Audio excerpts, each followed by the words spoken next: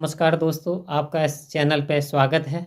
यदि चैनल पे पहली बार आए हैं तो चैनल को सब्सक्राइब कर लें।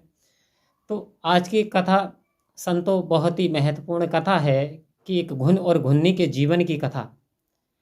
कि वैसे तो पुराणों के अनुसार बताया जाता है कि 84 लाख योनियाँ भोगने के बाद इंसान को ये मनुष्य की योनि प्राप्त होती है। लेकिन आज हम इस कथा में आपको बताएंगे कि एक घुन और घुन्नी को कैसे ये इस योनि को प्राप्त हुई, यानी घुन्नी को रानी का जन्म किस प्रकार हुआ। तो आइए शुरू करते हैं कथा। एक बार एक मकान में हरि चर्चा चल रही थी, ईश्वर का भजन गुणगान हो रहा था और घुन और घुन्नी वहाँ पे एक घुन और घुन्नी अपना कार्य कर रहे थे, यानी एक गोले को वो घुन रहे थे।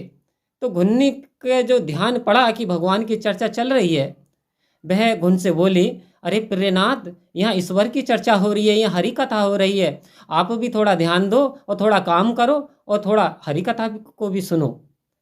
तो घुन ने कहा, मेरे पास इतना समय नहीं है जो मैं हरि कथा का गुणगान सुन सकूं। ये तेरा काम है, तू ही सुनती रह, मुझे तो अपना काम करने दे। घुन्नी के बहुत समझाने के बावजूद भी घुन नहीं माना। अतः घुन्नी ने कान वहाँ पे लगाए रखा और हाथों से अपने जो भी काम उसे करना था वो घुनने का वो घुनती रही, वह ध्यान हरि भजन में लगाती रही।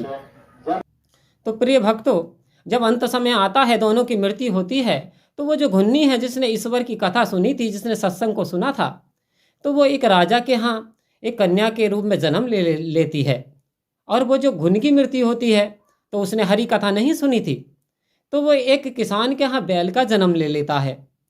अब दोनों यंग हो जाते हैं, तो जो राजा थे वो उस राजकुमारी की शादी उन्होंने तय कर दी। और एक दिन बारात में जब वो डोले में रानी जा रही थी, तो रास्ते में उसने देखा कि एक किसान अपने खेत में जो है बैल को बहुत बुरी तरीके से पीट रहा था।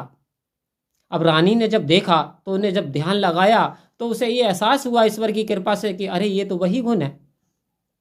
तो उसने कहारों से कहा, आप डोले को रख दीजिए, मुझे 2 मिनट का काम है। कहारों ने रानी की बात मानी और डोला रख दिया।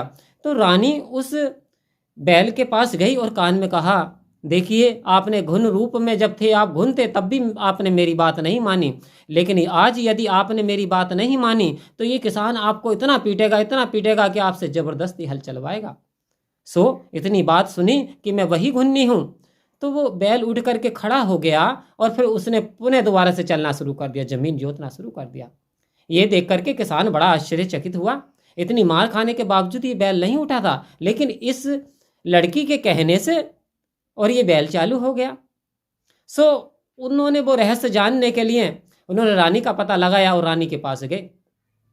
रानी ने बताया कि सत्संग का इतना बड़ा महत्व है, हरि कथा ईश्वर कथा का इतना बड़ा महत्व है कि प्राचीन समय में, इससे पहले उसमें मैं घुन थी और वो मेरा घुन था, मैं घुन्नी थी और वो मेरा घुन था, लेकिन मैंने हरि की कथा सुनी और मुझे नारी का रूप मिल गया, और उन्होंने हरि की कथा ना सुनी, उन्हें बैल का रूप मिल गया।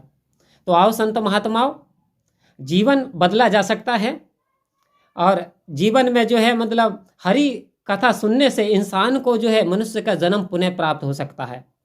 तो ज़्यादा से ज़्यादा हमें हरि कथा पे ध्यान देना चाहिए, अपना काम करते हुए भी, यानी इतना 24 घंटे के अंदर कुछ इतना समय निकालना चाहिए ताकि ईश्वर का गुणगान कर सकें।